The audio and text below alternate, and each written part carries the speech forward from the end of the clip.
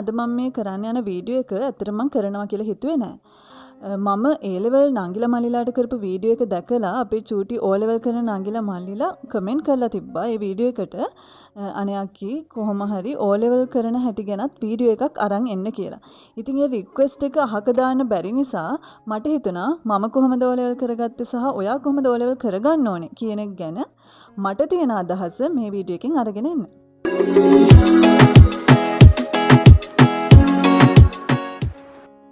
මුලින්ම අපි තේරුම් ගන්න ඕනේ මොකද්ද O level කියන්නේ කියලා. එතකොට O level වල ප්‍රධාන සබ්ජෙක්ට්ස් තියෙනවා සහ බකට් සබ්ජෙක්ට්ස් තියෙනවා. ඒ කියන්නේ ඔයාලට තෝරගන්න විෂයන් 3ක් තියෙනවා. මේක මට වුණත් සාමාන්‍යයෙන් 8-9 වසර වෙනකොට නිකන් ලොකු ප්‍රශ්නයක් මේ තෝරගන්න එක කොහොමද කරන්නේ මේ වගේ දේවල්.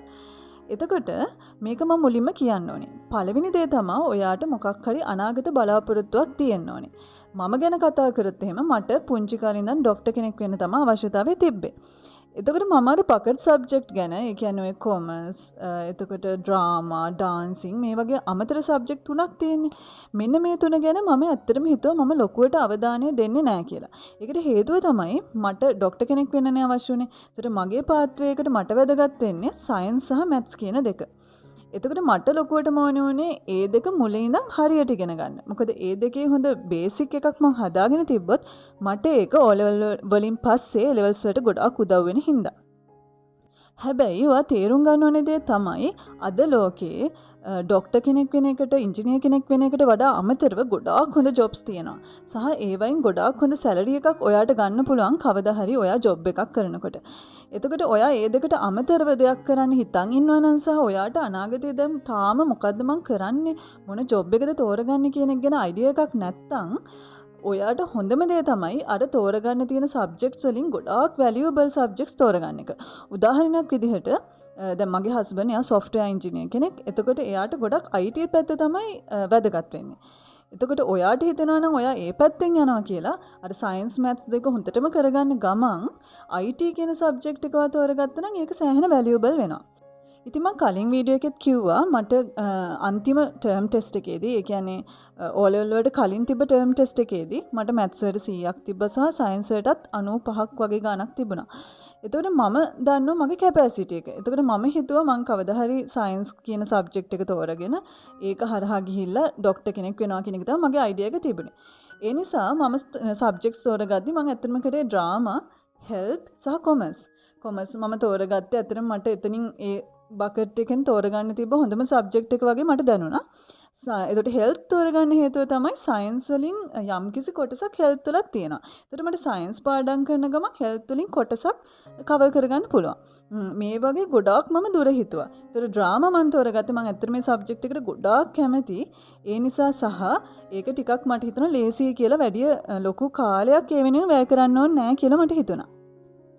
ඒ වගේ ඔයත් ඔයාගේ සබ්ජෙක්ට් තුන තෝරගන්නකොට සෑහෙන බුද්ධිමත් වෙන්න ඕනේ. ඔයාගේ අනාගතය ගැන හිතලා මට මේක වැදගත් වෙයි කියන එක මත තෝරගන්න ඕනේ. සහ ඔයාට අර මං කිව්වා වගේ ඔයා කොමර්ස් කරන්න ඉන්න කෙනෙක් නම් අනිවාර්යෙන් කොමර්ස් තෝරගන්න ඕනේ. එතකොට අනිත් සබ්ජෙක්ට් ගැනට වඩා ඔයා කොමර්ස් මුලින් ඉඳන්ම ටච් එකේ ඉන්න පුළුවන්. ඔයාට O level ඉඳන් A levels දක්වාම මේ ටච් එකේ ඉන්න පුළුවන් ඔයාට O level ඉඳන්ම. ඒ නිසා ඒ බකට් සබ්ජෙක්ට් ගැන මුලින් අවධානය දෙන්න ඕනේ. ඇත්තම කතාව තමයි A levels වගේ නෙමෙයි. O level කියන ඒ රිසල්ට් එකෙන් ඔයාගේ ජීවිතේ තීරණය කරන්නේ නැහැ. නමුත් A level වලින් ඒක යම් තාක් දුරකට තීරණය කරනවා. ඒ නිසා O levels වලදී ඇත්තටම O level කියලා කියන්නේ A level කරන්න තියෙන සුදුසුකමක් විතරයි. කියන්නේ මම පුද්ගලිකව දන්න ගොඩාක් දෙනා ඉන්නවා O level වලට හරියට හොඳ රිසල්ට්ස් එකක් තිබ්බේ නැතුව A levels වලට සයන්ස් කළා ડોක්ටර් කෙනෙකුත් වුණා. ඒ නිසා ඔයා හිතන්න එපා ඔයාට O level හරියට කරගන්න බැරි වුණා කියලා A level කරගන්න බැරි වෙයි කියන එක කියන මතේ ඉන්න එපා. නිසා O level කරගන්න ඕනේ ඇත්තටම A level කරන්න ඕනේ සුදුසුකමක් විදිහට. නමුත් මම කිව්වා වගේ අපි හිතමු කෙනෙක් ඉන්නවා එයාට මැත්ස් වලටයි සයන්ස් වලටයි විතරක් හොඳම එකක් තියෙනවා. හැබැයි අනිත් ඒවාට B නම් තියෙන්නේ. එයාට ડોක්ටර් කෙනෙක් වෙන්න බෑ කියලා අපිට කියන්න බෑනේ. මොකද අනිත් සබ්ජෙක්ට් වල තියෙන බුද්ධ ආගම ඉතිහාසය මේ වගේ දේවල්. නමුත් එයා අර දෙකට දක්ෂ නම් අවංකෙන්ම යාට ડોක්ටර් කෙනෙක් වෙන්න හැකියාවක් තියෙනවා. ඒ නිසා මම කියන්නේ අන්නර ටාගට් එකකට වැඩ කරන එක චූටි කාලේ ඉඳන්ම ඔයා තියාගන්න ඕනේ. මං කලින් A level අයගේ වීඩියෝ එකේදී කිව්වා සාමාන්‍යයෙන් පැය 15ක්වත් පාඩම් කරන්න ඕන කියලා. හැබැයි O level ඔයා එහෙම කරන්න ඕනේ නැහැ. ඒ තරම් ස්ට්‍රෙස් වෙන්න ඇත්තටම අවශ්‍ය නැහැ. ඔයා හොඳට වැඩ කරන්න ඕනේ 10 11 වසරේදී.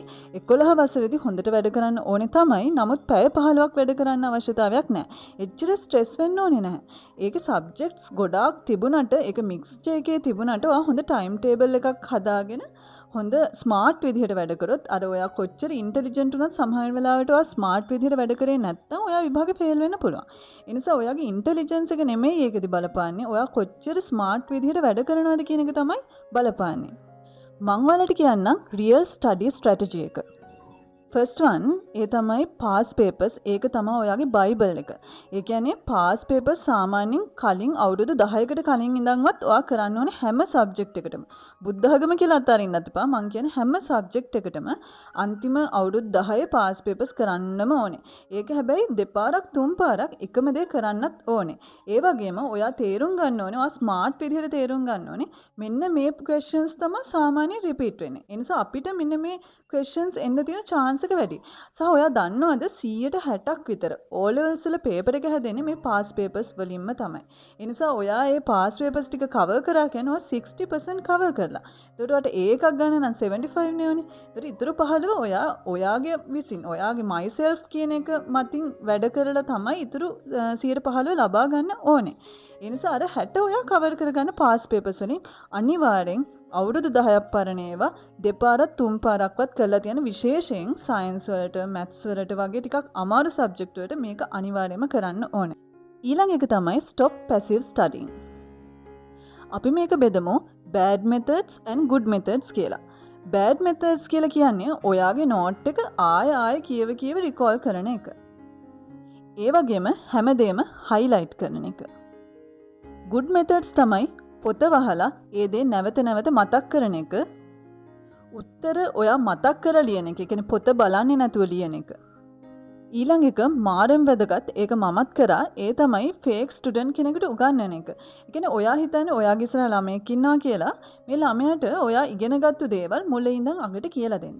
එහෙම ටීච් කරනකොට ඔයාට මාරම් විදිහට ඒ ඉගෙනගත්ත දේ මතක හිටිනවා. ඔයා කෙනෙක්ට කියලා දෙන්න නම් ඔයා ඒක ගැන දැනගන්න ඕනේනේ. ඒ දැනගන්න නම් ඔයා පාඩම් කරලා තියෙන්න ඕනේ. මේ පාඩම් කරපු ටික නැවත කෙනෙක්ට කියලා දෙන්න. හැබැයි ඔයා ෆේක් කෙනෙක්. ඒ කියන්නේ ඔයාගේ ඉස්සරහ කෙනෙක් ඉන්නවා කියලා මවාගෙන ඔයා ඔයාට උගන්වන්න. ඇත්තටම ඔයා දවසට පිටු 1000ක් වැඩ කරත් වැඩක් නැහැ. ඔයාට එක පිටුවක්වත් ආයෙ මතක් කරන්න බැයි නා. ඒ නිසා නැවත මතක් කරන එක පුරුදු වෙන්න. ඔයා රැට නිදා ගන්න ගියාට පස්සේ ඔයා උදේ ඉඳන් පාඩම් කරපු දේවල් මතක් කරන්න උත්සාහ කරන්න. එතකොට ඔයාගේ ඔළුවට යනවා වැඩි. සහ මන් දන්න කෙනෙක් හිටියා. එයා හැමදාම පාඩම් කරලා සාමාන්‍යයෙන් 9 10 වෙනකොට එයා නිදා ගන්න යනවා. ඇත්තටම නිදාගන්නේ නැහැ. එයා කරන්නේ පැය 2ක් විතර අර එයා පාඩම් කරපු දේවල් මතක් කරන එක. ඒක මාරම ඉෆෙක්ටිව්. ඒක අපි කරන්න අකමැති දෙයක්. නමුත් ඔයාලට තේරෙයි කරගෙන යනකොට ඇත්තටම කොච්චර මේක ඉෆෙක්ටිව්ද කියන එක. ඊළඟ එක තමයි subject specific strategy කියලා කියන්නේ. දැන් අපි ගණන් ගත්තාම මේ maths කියන එක ටිකක් අමාරුයි. ඇත්තටම O levels වල ටිකක් අමාරු ඒවා තියෙනවා. හැබැයි ඉස්සලම තේරුම් ගන්න ඕන ගණන් වලට කොච්චර දක්ෂද. මේක තමයි මුලින්ම තේරුම් ගන්න ඕනේ. එතකොට එක එක්කෙනාට එක එක විදිහයි.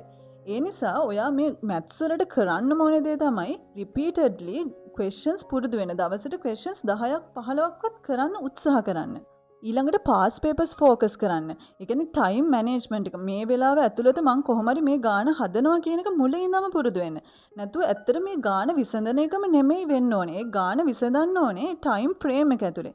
එහෙම බැයි නම් ඔයා ගාන පැය 2-3ක් ගිහලා විසඳුවට වැඩක් නැහැ. ඔයාට ඒ ටයිම් එක ඇතුලේ ඒක විසඳන්න බැයි නා. ඒ නිසා ඔයා understand කරන්න. ඒ කියන්නේ තේරුම් ගන්න විතරක් උත්සාහ කරන්න එපා. You must practice. ඔයා අනිවාර්යෙන් practice වෙන්නම ඕනේ. නැතු මේක මං අදහස තේරුම් ගත්ත කියලා ඉන්න බෑ maths වලට. පුළුවන් තරම් repeatedly questions කරන්නම ඕනේ. ඊළඟට සයන්ස් වගේ සබ්ජෙක්ට් එකක් කිව්වට පස්සේ ඔයාට පුළුවන් පින්තූර වලින් ඒක පුරුදු වෙන්න. ඒ කියන්නේ ඔයාට පුළුවන් දේවල් අඳින්න. ඔයයි කාමරේ ඒ දේවල් අලව ගන්න. නිතර පේන තැන්වල මේ වගේ දේවල් අලවලා තියෙනකොට ඔයාගේ ට්‍රැක් එකේ ඉන්නවා. ඒ නිසා නිතරම මේ පින්තූර වලින්, ඒතකොට ෆේසස් වලින් මේ වගේ දේවල් වලින් සයන්ස් මතක තියාගන්න පුරුදු වෙන්න. ඊළඟ එක තමයි ඔය සයන්ස් වල essay questions වගේ එක A level වලටත් වැදගත්.